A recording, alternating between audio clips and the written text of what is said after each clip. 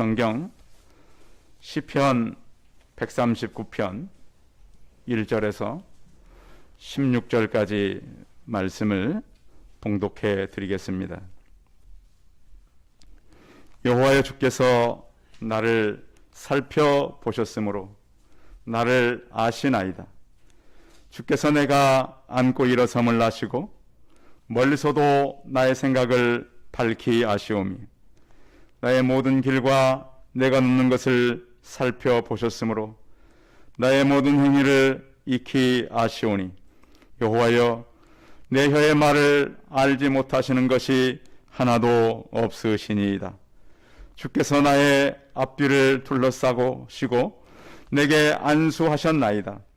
내 지식이 내게 너무 기이하니 높아서 내가 능히 미치지 못하나이다.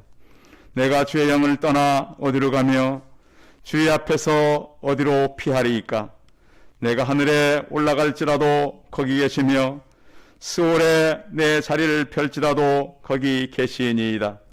내가 새벽 날개를 치며 바다 끝에 가서 거주할지라도 거기서도 주의 손이 나를 인도하시며 주의 오른손이 나를 붙드시리이다. 내가 혹시 말하기를 흑암이 반드시 나를 덮고 나를 두는 빛은 밤이 되리라 할지라도 주에게서는 흑암이 숨기지 못하며 밤이 낮과 같이 비추이나니 주에게는 흑암과 빛이 같은 이니이다. 주께서 내 내장을 지으시며 나의 모태에서 나를 만드셨나이다. 내가 주께 감사함은 나를 지으심이 심히 기묘하심이라. 주께서 하시는 일이 기이함을 내 영혼이 잘 아나이다. 내가 은밀한 데서 지음을 받고 땅의 깊은 곳에서 기이하게 지음을 받은 때에 나의 형체가 주의 앞에 숨겨지지 못하였나이다. 내 형질이 이루어지기 전에 주의 눈이 보셨으며 나를 위하여 정한 날이 하루도 되기 전에 주의 책에 다 기록이 되었나이다. 아멘. 우리 옆 사람과 서로 인사하겠습니다. 만나서 반갑습니다. 예, 감사합니다. 시간이 참 빨리 지나서 12월 첫째 주일을 우리가 보내게 됩니다.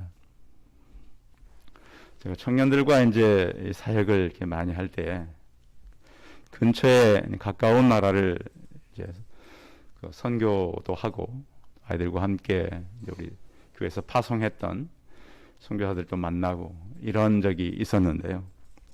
그때마다 이제 가게 되면 우리가 간다고 미리 연락을 하고 일정에 맞추어서 그 나라에 도착을 하면 언제나 공항에는 이 선교사님들이 기다리고 계셨습니다. 근데 기억나는 것이 한 2번 정도인데, 한 번은 이제 그 성경을 좀 많이 좀 가져와 달라. 그래서 성경을 이제 좀 많이 가지고 갔었습니다. 그때 이제 조금 제재가 약간 있다라는 얘기를 들었습니다. 그래서 혹 가지고 가다가 어려움을 만날 수도 있다. 그래서 이제 그래서 그 공항을 나가면서 굉장히 좀 조마조마했던 기억도 있고요. 그러면서 그런데 그 한 가지 또 생각은 이 공항을 빠져나가면 바로 누가 있는 거예요? 선교사님이 기다리고 있다는 거. 혹 거기서 우리가 어떤 일이 생긴다 그래도 우리를 바로 밖에서 이렇게 뭔가 문제를 해결해 줄 수 있는 그런 사람이 있다고 하는 것은 참 안심이 되었었습니다. 또 한 번은 또 선교지에서 부탁한 것들이 좀 있었어요. 올 때 이런 것들을 좀 가져오면 좋겠다. 그래서 준비도 굉장히 좀 양이 많았어요. 양이 많았는데 좀 한 가지 좀 그 악기 때문에 왜 이런 걸 가져왔나 그래가지고 우리가 다시 짐을 내리고 다시 싣고를 여러 번 반복하다 보니까 도착해서 보니까 다른 사람의 캐리어가 막 우리 짐에 있는 거예요.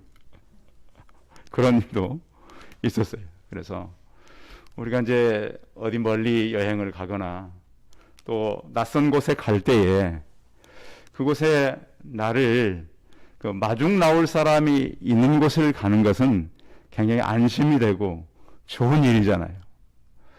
우리가 이 땅을 살면서 우리가 이제 그 하루하루를 살 뿐만 인생을 살아가면서 많은 일들을 만납니다. 해결할 수 없는 일, 어려운 일. 그런데 우리 어떤 아무리 힘든 일이 있고 사람이 만나는 일 가운데 가장 어려운 일은 죽음을 만나는 일이에요. 그런데 죽음을 건너서도 하나님께서 보내신 예수 그리스도가 계시고 기다리고 계시다면 그것은 안심하는 장소가 된다는 거예요. 그래서 혹시 여러분들의 건강이나 어떤 일을 하다가 어려움을 만나거든 우리는 무슨 일을 만나도 건너편에는 살아계신 예수 그리스도께서 우리를 기다리고 있음을 믿음의 눈으로 바라보시기 바랍니다. C.S. 루이스가 이런 얘기를 했습니다. 그리스도인들이 불안하고 불확실한 미래를 어떻게 평안히 살 수 있습니까? 라고 제자들이 질문을 했어요. 선생님도 불안하지 않습니까? 그때 C.S. 루이스의 대답은 이거였습니다. 우리가 세상을 바라보면 갈등과 번민이 참 많은데 살아계신 하나님께서 모든 것을 준비하고 우리를 기다리고 계시는 걸 믿으면 마음에 평안을 얻게 될 것입니다. 성도 여러분, 그래서 우리가 살아오면서 올 1년 동안도 그랬지만 여러분들의 인생에 큰 문제들이 참 많잖아요. 이 문제를 내가 이길 수 있을까? 이 밤을 내가 정말 내일 아침을 만날 수 있을까? 그런 경각의 시간을 만난다 할지라도 그 문제의 뒤편에는 하나님의 살아계심을 확신하고 그 믿음으로 살아가는 우리 성도들이 되시기 바랍니다. 저는 연말이 되면 한 3가지 정도를 늘 준비합니다. 거의 비슷하게 준비하는데 하나는 조그만 이 다이어리 수첩입니다. 미니수첩. 거기에다 제 일정도 적고 또 하나님께서 우리 교회 안에 어떤 일을 행하시는가 또 여러분들 신방 갈 때 거기다 또 이제 성경 구절 찬송 이런 것도 적기도 하고 그래서 다이어리 또 하나는 아까 이렇게 길쭉한 그 데스크에서 책상 쓸 수 있는 그런 업무용 그 달력 비슷한 게 있습니다. 그래서 여러분들 하루 동안 내가 뭘 해야 되고 몇 시 연락이 오고 그런 걸 또 하나 사고 또 하나는 기도 일기장을 하나 삽니다. 그건 약간 좀 크고 약간 두꺼운 노트인데 그래서 그 3가지를 늘 사서 하루를 점검하고 일주일을 점검하고 그러면서 쭉 살아갑니다. 그렇게 할 때 나 자신도 하나님 앞에 점검을 해볼 수 있고 또 우리 성도들이 그냥 하루하루를 사는 것보다는 그런 어떤 미래를 준비하고 기도를 하고 내게 어떤 일이 있었는가를 흔적을 남기고 살아간다면 그것이 바로 미래를 준비하는 것이고 하나님과 동행하는 길이기 때문에 그런 것입니다. 오늘 같이 나눌 시편 139편의 이야기는 시편의 왕관이라고 말합니다. 시편 중에 굉장히 시편 다 중요하지만 그 중에서도 뛰어난 말씀이요. 인생의 시작이 어떻게 되고 하나님은 어떻게 동행하시고 또 그 하나님은 우리 인생에 무엇을 준비하고 있는지 그래서 이 시편 139편에 의해서 읽어볼 수 있는 게 전도서 12장입니다.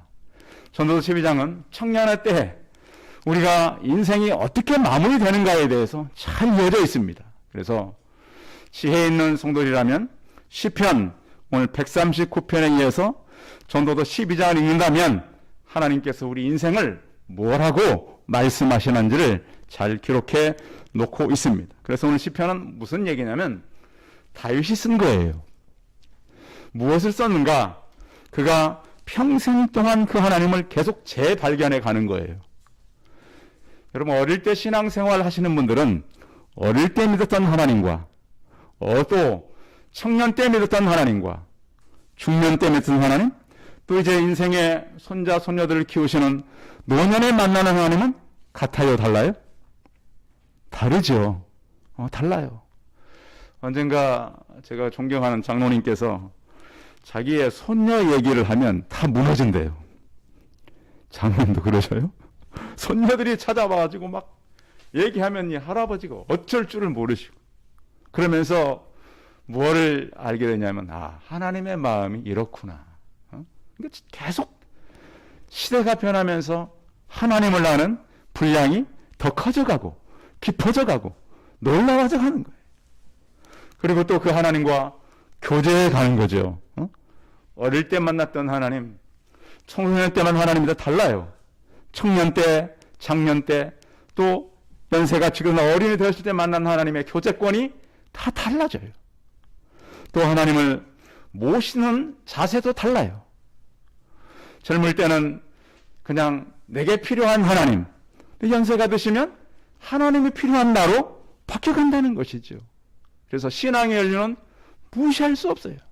제가 주변에 하나님 만나서 기뻐하고 뛰고 내 모든 것을 다 옛날의 것을 다 이제 바꾸고, 근데 그런 신앙은 물론 좋긴 해요. 근데 오래 갈 수 없더라고요. 좋은 신앙은 보니까 어릴 때부터 쭉 신앙이 자라서 어른이 되어서 하나님을 섬겨가는, 하나님을 모시는 이런 신앙이 진짜 신앙이 아닌가. 물론 금방 믿어서 바뀌는 신앙도 있어요. 그런데 우리에게 중요한 것은 오늘 시편 139편을 통해서 다윗이 평생 동안 발견하고 그와 교제하고 그와 모셨던 그 하나님의 동행에 대한 간증이라고 하는 거예요. 그래서 크게 한 세 가지로 서론적으로 말씀드릴 수 있어요. 그 하나님을 만나고 보니까 그 하나님은 모든 것을 아시더라는 거예요. 예? 요즘 사람들이 자꾸 사람들을 많이 속이려고도 하고 그러는데, 요즘은 잘못 말하면 다 요즘은 기록되어 있어요. 그렇죠? 그렇기 때문에 무슨 말을 막 하다가는 과거에 당신이 이런 말 했습니다면 어떻게 바꿀 수가 없어요. 그러니까 자꾸 요즘 막 말 잘하고 그런 사람은 오래 갈 수가 없어요. 거짓말이요? 통할 수가 없어요, 이제는. 왜? 다 어딘가에 기록되어 있고 사람들이 다 알고 있다는 거예요. 그래서 하나님은 우리를 다 아신다. 한두 가지를 아는 것이 아니라 여러 가지를 알 수 있다는 거죠. 또 하나님을 알고 보니까 그 하나님은 안 계신 곳이 없더라는 거예요. 네? 내가 살아보니 다윗이 그 하나님은 어디든 계시더라. 그리고 또 그의 확신은 뭐냐면 다윗이 가는 모든 길을 준비하시더라는 거예요. 성도 여러분, 내년을 기대하시기 바랍니다. 내년은 우리가 준비하는 것이 아니라 하나님이 준비해 놓으셨습니다. 저는 그런 생각을 했어요. 이 일이 끝나면 또 다른 일을 기대함보다는 또 다른 일에 대한 염려가 늘 있었어요. 여러분도 그러셔요? 다 그럴 비슷한 건 있겠죠? 그런데 오늘 이 시편을 읽다 보면 이 하나님은 우리가 모르는 것도 다 준비해 놓으셨구나. 이것을 확신케 된다는 거예요. 여러분, 지금 막 태어난 아이들이 먹을 것 걱정합니까? 응? 아플 것 걱정합니까? 앞으로 쓸 것 걱정합니까? 물론 알기 때문에 그럴 수 있어요. 그런데 우리의 믿음의 사람들이 믿음이 성장하면서 어떠한 자세를 가져야 하는가? 그래서 하나님의 전지성, 하나님의 편재성, 하나님의 준비성에 대해서 오늘은 같이 나누려고 하는데, 오늘 시편은 하나의 그림 같아요. 그림. 그래서 큰 구도를 잡고 크로키를 만들고 색채를 입히는 이런 아름다운 그런 시편을 이루고 있어요. 그래서 첫 번째 우리가 살필 것은 하나님의 전지성이에요. 자, 같이 한번 오늘 시편 139편 1절을 같이 읽어봐요. 오늘 본문 말씀 1절 제가 읽어드릴게요. 같이 읽을까요? 시작. 여호와여, 주께서 나를 살펴보셨으므로 나를 아시나이다. 자, 하나님께서 나를 살펴보셨으므로 아시나이다. 그냥 봤다는 것이 아니라 살펴봤다는 거예요. 어떻게 살폈냐? 2절에 보면 주께서 내가 앉고 일어섬을 아시고 멀리서도 나의 생각을 밝히 아시오며, 여기 이제 앉고 일어섰다라는 표현은 하나님이 우리를 아시는데 어떻게 하냐? 마치 금을 캐기 위해서 이렇게 이 광산에서 이렇게 이 굴을 뚫고 금을 찾는 사람들 있잖아요. 그렇죠? 금을 찾는 게 쉬운가요? 굉장히 어려워요. 땅 속에서도 찾는 것도 어렵지만 물 속에서 사금을 캐는 사람도 있잖아요. 굉장히 어려워요. 그 사람 그렇게 하듯이 우리를 살펴본다는 거예요. 그러니까 대충 살펴보는 것이 아니라 굉장히 뚫어지게 살펴본다는 거예요. 그렇죠? 아니, 금을 캐기 위한 광산에서 금을 캐는 사람이 대충 그냥 하겠습니까? 다 들어보고 그 하나하나 다 살펴보듯이 나를 면밀히 검토하신다는 거예요. 또 우리의 앉고 일어섬을 안다는 것은 단순하게 이제 섰구나, 앉았구나, 그 정도가 아니라 우리 인생의 모든 행위를 살펴본다는 거예요. 그래서 우리 인생 전체, 그러니까 때로는 우리가 섰다라는 얘기는 잘 될 때를 표현할 수도 있어요. 우리가 살면서 잘 됐구나, 이번에는 성공했구나, 승리했구나. 그게 오래 가나요? 미끄럼틀 성공이라고 제가 말씀드리잖아요. 올라가면 반드시 내려오는 성공. 그런데 우리가 눈물 골짜기를 닿는다 할지라도 멀리서도 나의 생각을 다 아신다 그랬습니다. 그래서 하나님께서는 우리의 모든 것을 아시되 나의 모든 길, 높은 것, 행위, 우리를 살펴보시고 흩어보시는 살아계신 하나님인 거예요. 그래서 우리가 볼 때는 하나님은 나의 좋은 것만 보시겠구나 생각할 수 있어요. 그런데 성경의 말씀의 의미를 보면 하나님은 우리의 본질을 보신다는 거예요. 본질. 그러니까 우리가 이 추수 때 보면 이 곡식만 걷어지는 게 아니잖아요. 같이 곡식이 아닌 것들도 같이 걷어진다는 거예요. 그럼 하나님 것을 다 나누어서 알곡만 건져내듯이 우리 하나하나를 그렇게 다 본질을 보고 계신다. 또 오늘 하나님의 말씀은 또 뭘 또 기록되어 있냐면 4절 같이 읽어봐요. 4절 시작. 여호와여 내 혀의 말을 알지 못하는 것이 하나도 없으시니이다. 우리 혀의 모든 말을 다 아신대요. 그러면 꼭 입 밖으로 나오는 말이 아니에요. 혀의 언어라고 아십니까? 정말 고난이 심하고 힘들면 말이 나와요? 못 나와요? 말이 안 나와요. 그렇죠? 말을 못할 때가 있어요. 그래서 성경에는 우리의 신음까지도 하나님은 다 아신다. 신음도 아신다. 내 소원을 하나님께서 주시고 그 입술의 말을 거절치 않으시는 거예요. 시편 22편에 보면 여호와께서 내 모든 기도를 이루어 주시기를 원하노라. 단순히 우리가 꼭 말로 해야만 하는 것이 아니라 우리의 품은 소원도 하나님은 다 이루신다. 마음의 소원뿐만 아니라 마음의 깊은 생각까지도 아신다. 그래서 하나님을 사모하는 자, 그 주만 바라볼지라 하는 CCM송 있잖아요. 거기 보면 너의 작은 신음에도 응답하시니 너는 어느 곳에 있든지 주를 향하고 주만 바라볼지라. 그래서 하나님은 우리를 앞뒤로 둘러쌌다라고도 성경은 말씀해요. 5절에 보시면 주께서 나의 앞뒤를 둘러싸시고 내게 안수하셨나이다. 하나님은 우리를 사방으로 둘러쳐 계신다. 그리고 안수하셨다는 얘기는 하나님께서 우리를 보호하는 것을 말씀하고 또 이 지식이 너무 귀하니 높아서 내가 능히 미치지 못하니이다. 그래서 하나님은 우리의 모든 것을 아십니다. 앉고 일어섬, 우리 생각, 또 우리의 행위, 우리의 말까지도 하나님은 다 아시는 전지하신 그 하나님. 또 하나는, 두 번째는 하나님의 편재성, 어디에 계신다. 거기 보시면 7절에 같이 한번 읽어봐요. 7절 같이 읽습니다. 시작.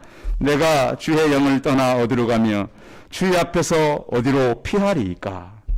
하나님 앞에서 우리는 도망갈 곳이 없어요. 하나님 앞에서.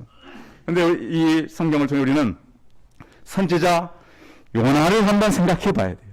자, 요나가 하나님께서 니느웨로 가서 쳐서 거기를 회개시키라 그랬어요. 근데 요나 선지자는 이 아수리의 수도 니느웨로 가기 싫었어요. 그래서 그 요나서를 자세히 보면 요나는 북이스라엘 선지자예요. 그런데 혹시 여러분 그 요나가 찾아갔던 항구를 기억하십니까? 항구? 어디죠? 예? 요나가 배를 타려고 갔던 그 항구. 예? 그 요나가 배 타러 가잖아요. 욥바로 가잖아요. 욥바. 기억하시죠? 욥바 항이 어디, 그 위치가 어디냐면, 거기가 거의 남유다에 속한 거예요. 북이스라엘 선지자가 남유다까지 거의 내려와요. 사해 끝쪽에 이렇게, 좌측으로 보면, 거기가 욥바 항이거든요. 그러니까 이제 어디로 가기로 작정한 거예요? 북이스라엘을 떠나서 남이스라엘 쪽으로 해가지고, 이제 니느웨가 아니라 다시스, 그러니까 하나님께서는 이렇게 말씀한 거랑 비슷해요. 북한으로 가라, 평양으로 가서 전해라. 그러니까 저 남쪽에 인천 쪽으로 가지 않고 저기 군산이나 저 밑에 목포 쪽으로 내려가는 거예요. 배를 타고 이제 중국으로 가는 거예요. 다시스로. 요나서를 살펴보면 요나는 그렇게 하면 하나님이 모르겠지 이렇게 한 거예요. 저 남쪽 전라도 쪽으로 내려가가지고 이쪽으로 가면 하나님 모르시겠지. 그 요나서를 자세히 보세요. 그런 거예요. 그래서 요나서를 살펴보면 그는 니느웨로 가라 그랬지만 욥바로 내려갔고요. 그 다음에 뱃삭을 주고 배에 올랐다 그러는데 성경에 그 야파드라고 하는 말은 배를 올라갔다는 말이 내려갔단 말이에요. 그러니까 배를 탄 것이 아니라 원문의 의미는 배로 내려갔다. 그리고 배 밑창으로 내려갔고요. 배 밑창에서 풍랑을 만나서 바다로 내려갔고 결국은 물고기 뱃속까지 내려간 거예요. 하나님 안 계신 줄 알았더니 세상에 안 계신 곳이 없었던 거예요. 저는 기가 막힌 게 어떻게 제비 뽑기를 했는데 영화가 걸렸는지 모르겠어요. 응? 하나님은 우리가 속일 수가 없어요. 그래서 하나님의 법을 어기고 살 사람은 피할 사람은 어떤 사람도 없다라는 거예요. 그래서 요나가 그렇게 생각한 거예요. 오늘 다윗이 요나를 통해서 우리가 같이 나누어 봐야 되지만 하나님은 어떤 곳에 있느냐 거기 8절 한번 주목해서 읽어야 되는데 내가 하늘에 올라갈지라도 거기 계시고 수월에 내 자리를 펼지라도 거기 계시니이다. 하늘은 최고 끝이죠. 이 수월은 땅 아래 세상 보이지 않는 세계를 말해요. 내가 하늘 끝까지 올라가고 땅 끝까지 내려가도 하나님은 거기 계시고 내가 새벽 날개를 치며 바다 끝에 가서 거주할지라도 이 새벽 날개라고 하는 이 말을 쓰는 여러 표현이 있어요. 첫 번째 표현은 새벽 날개는 이 아침에 해가 뜰 때 나타나는 장관이에요. 여러분 아침 해가 뜰 때 그 해 뜨는 주변이 어때요?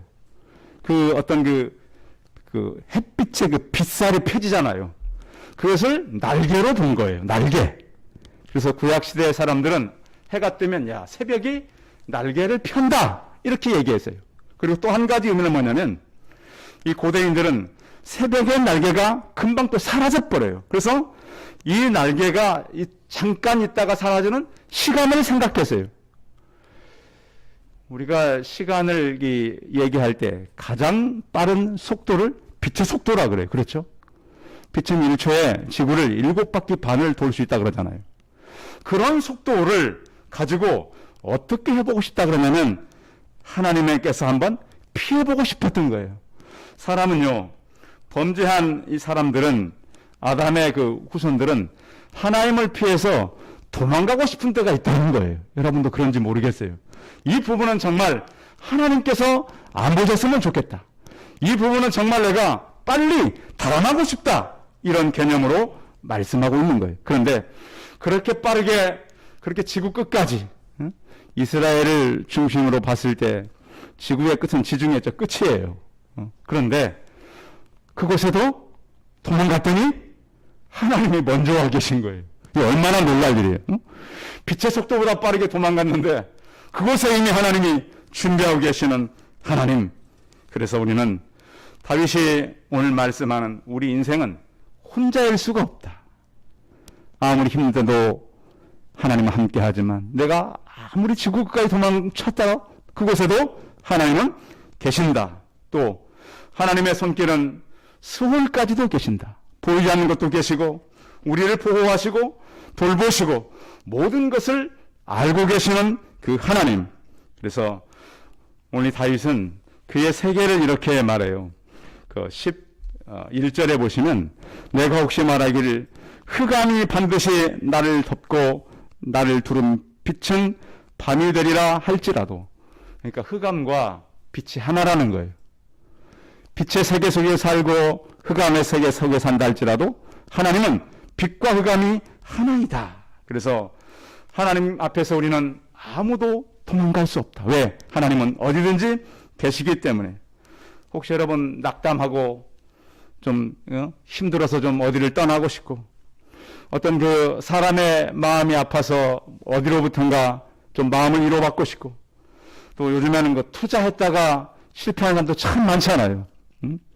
그럴 때 우리가 내가 어딘가에 가서 힘을 얻고 싶다. 뭐 힐링을 얻고 좋아요. 여행을 통해서 삶을 찾고 괜찮아요. 더 중요한 것은 그곳에도 계시는 하나님을 만나시라고 하는 것입니다. 성도 여러분, 그래서 우리가 인생을 살아오면서 여러 가지 일들을 만나지만 하나님을 만나서 우리 인생이 다시 시작되는 그런 인생으로 살아가시기 바랍니다. 근데 왜 그러냐면 우리는 우리의 모든 것이 하나님께로부터 지음받았다는 거예요. 자, 오늘 성경 13절 읽어봅니다. 13절 시작. 주께서 내 내장을 지으시며 나의 모태에서 나를 만드셨나이다. 내 무엇을 만들었다고요? 내장. 이 원문의 의미는 신장, 콩팥, 내면을 의미해요. 또 이 문맥에서는 우리의 감각, 감정의 좌소까지 다 포함해요. 그래서 하나님은 우리를 지으시는데, 지으셨단 말은 창조했어요. 그런데 창조할 때 몸만 만든 것이 아니에요. 그러니까 성경이 우리에게 왜 중요하냐면 뭘 만들면 우리의 열망, 열정, 애정 이런 것도 다 만드셨어요. 그런데 하나님이 만드셨다는 표현은 어떤 그 여인들이 어떤 그 실을 가지고 그 이런 옷감 같은 걸 만들잖아요. 옷 같은 거를. 그런데 보면 그냥 단순하게 한 색깔을 만든 것이 아니라 여러 그림도 넣고, 그렇죠? 모양도 만들어 놓고, 그러듯이 하나님은 우리를 만들 때 여러 다양한 게 만드셨고, 또 그냥 하나님께서 우리의 몸을 주신 것이 아니라 여러 가지 필요한 것들을 다 집어넣었다. 이것이 하나님께 감사하다는 거예요. 그래서 하나님은 우리를 피조물 가운데 구별된 그러한 존재로 우리를 최고의 걸작품으로 만드셨다는 거예요. 그래서 어떤 가정에는 아이 이름이 하솜이에요. 하솜이. 하솜. 누구의 솜씨? 하나님의 솜씨. 성경의 은혜를 받으니까 하나님께서 우리를 만들 때 그냥 몸을 만드신 것이 아니라 우리 안에 가지고 있는 감정, 그렇죠? 또 열정, 그렇죠? 이런 사랑, 이런 걸 다 집어넣어서 우리를 만드셨다는 거예요. 그리고 또한 우리를 은밀한 데서 지음을 받았다. 이 은밀한 데라고 말씀하는 성경의 표현은 어머니의 아기집 자궁을 말해요. 그 안에서 그 깊은 곳에서 은밀한 데서 우리를 기이하게 창조했다. 사람들도 어떤 인종이 다 다르잖아요. 색깔도 다르고, 그렇죠?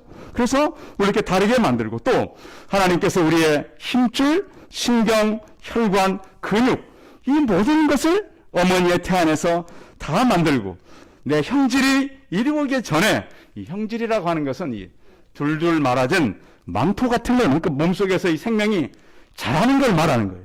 그래서 이 자랑이 그 안에서 자라면서 태아가 점점 자랄 때 하나님은 무엇을 준비했느냐, 이게 중요합니다. 자, 오늘 본문 마지막 16절 읽어봐요. 16절 시작. 내 형질이 이루어지기 전에 주의 눈이 보셨으며 나를 위하여 정한 날이 하루도 되기 전에 주의 책에 다 기록되었나이다. 이미 만들기 전에 누구 책에 기록됐어요? 하나님의. 이게 얼마나 귀한 일이에요. 성도 여러분, 오늘 다윗의 지혜가 우리 성도들의 지혜에 임하길 바랍니다. 성경이 그러잖아요. 지금 우리가 다 만들어지기 전에 그 책에 기록되어 있다고. 그러니까 이미 될 일을, 여러분 아침에 우리 방송을 하거나 새벽에 방송을 하면 제가 이렇게 말을 하면 그게 한 3, 4초 후에 여러분에게 들리는 거예요. 그러니까 제가 이미 여기 한 행동이 몇 초 정도 지나야 여러분 도착되는 거예요. 하나님께서는 이미 앞으로 될 일을 어디다 기록해 놨어요? 그게 책에다 기록해 놨다는 거예요. 그래서 하나님은 우리의 장래의 모든 것을 준비하셨어요. 그래서 우리가 가는 길은 내가 가는 것이 아니라 하나님과 동행하는 길이요, 그의 준비하는 인생을 살아가는 인생이 되는 것입니다. 이것이 바로 하나님의 준비성이라고 하는 거예요. 오늘 다윗은 오늘 말씀을 통해서 하나님은 우리의 모든 것을 다 아신다. 우리의 안고 일어섬을 알고 행동을 알고 말을 알고 우리의 모든 앞으로 될 일을 다 아시는데 또 그 하나님은 알고 보니까 모든 곳에 계시다. 응? 내가 바다 끝에까지 도망간다 할지라도 그곳에 먼저 와 계시는 하나님. 또 내 미래를 내가 알 수 없지만 그의 책에 이미 내 모든 것이 기록되게 하신 그 하나님. 그 하나님께서 우리 인생을 준비하셨고 지금까지 이끄셨고 동행하셨고 장래에도 나의 길을 준비하실 그 하나님 바라보고 살아가는 우리 성도님들이 다 되시기 바랍니다. 기도하겠습니다. 살아계신 하나님, 성경은 우리 인생을 어떻게 준비해서 어떻게 보내야 하는가를 말씀해 주셨습니다. 살아계신 하나님, 우리가 우리 인생대로 사는 줄 알았더니 하나님은 이미 우리 모든 것을 다 알고 계셨습니다. 하나님을 속일 수 없고 또한 우리는 수월에 내려간다 할지라도 보이지 않는 곳에 간다 할지라도 하나님은 빛과 얼음이 마찬가지일 뿐만 아니라 또한 우리가 태아 때부터 우리의 영혼이 어떻게 흘러가기까지 모든 것을 준비하시는 하나님, 그 하나님과 동행하며 살아가는 우리가 되게 하여 주옵소서. 전능하신 하나님, 말씀을 보며 내년 한 해를 준비하고 올해를 잘 마무리하는 지혜를 우리에게 더하여 주옵소서. 주 예수 그리스도의 이름으로 기도하였습니다. 아멘. 예, 광고 말씀 드리겠습니다.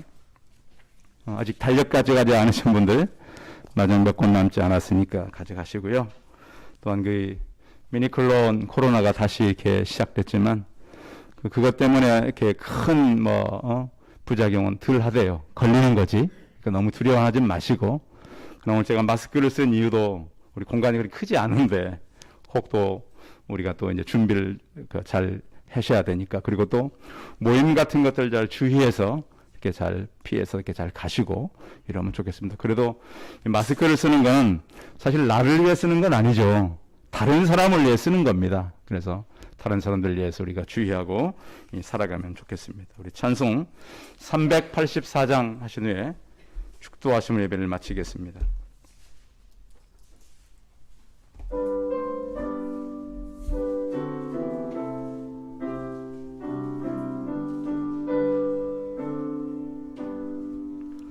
너의 갈 길 나가도록 예수 인도하시니 내 안에 있는 긍휼 어찌 심하리요. 믿음으로 사는 자는 하늘 위로 받겠네. 무슨 일을 만나든지 만사형통하리라. 무슨 일을 만나든지 만사형통하리라. 나의 갈 길 나가도록 예수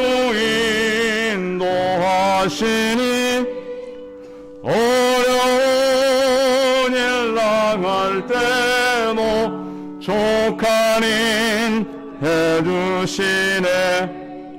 나는 심히 고단하고 영혼 매우 가라나 나의 앞에 반석에서 샘물 나게 하시네.